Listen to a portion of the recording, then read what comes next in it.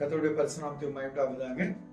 இந்த நாளிலும் என் தேவனும் நான் என்ற நிகழ்ச்சியின் மூலமாக உங்களை சந்திப்பதில் பெரும் மகிழ்ச்சி அடைகிறேன்.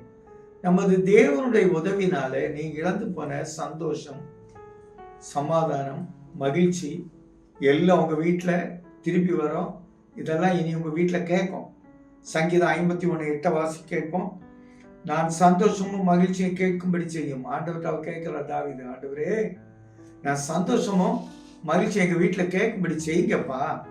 அப்பொழுது நீங்க நீர் நொறுக்கின எலும்புகள் கழிவுறோம். யாரு? சவுலுன்னு ஒருத்தனை வச்சு எனக்கு பெரிய நெருக்கடி கொடுத்தீங்களே, அது இதெல்லாம் கழிவுறும். புறக்கணிக்கப்பட்டவன், தகப்பனார் கூட பிறந்த சகோதரர்களால் புறக்கணிக்கப்பட்டவன். நமக்கு தெரியும்.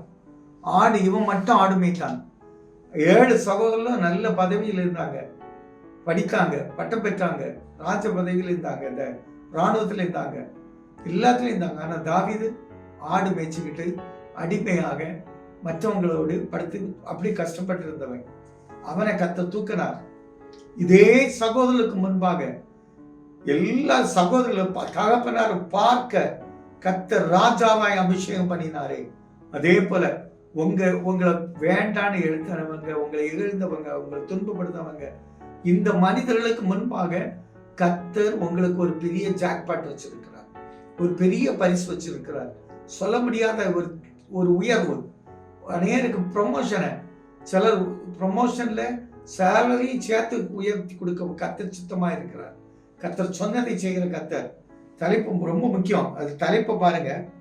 பர்சேபால் இடத்துல அவன் பர்சேபால் இடத்துல தப்பு பண்ணிட்டான். ஆண்டவர்கிட்ட அழுதுறான். ஆண்டவரே தண்டனை பெற்றான். அந்த பிள்ளை செத்து போச்சு. அதுக்கு பதிலாக கர்த்தர் சாலமோனை கொடுத்தார். அதான் பெரிய மன பாரம்.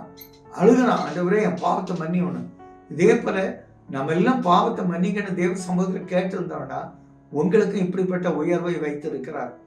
எப்படி தாவீது ராஜாவா இருந்தாரோ அதே போல நீங்க ராஜனை போல இருப்பீங்க. ராஜாவாக ராஜ தோரணையில பெரிய பண்ணையராக, பெரிய மனிதராக நீங்க இருக்கிற இடத்துல கர்த்தர் உங்களை உயர்த்தி வைப்பார். மாற்றம் இல்லை. ஏன்னா கர்த்தர் உங்களுக்குள்ள இருக்கிறார். நீங்க இதுவரை புறக்கணிக்கப்பட்டீங்க, இனி அப்படி இல்லை. கர்த்தர் உங்களுக்கு பக்கமா இருந்து உங்களை ஆசீர்வாதம். இப்ப எங்க நல்ல தகப்பனே, இந்த ஆசீர்வாதங்கள் எல்லாம் எங்க மேல் வந்து பலிக்க கிருபை செய்யும் நல்ல பிதாவே. ஆமென்.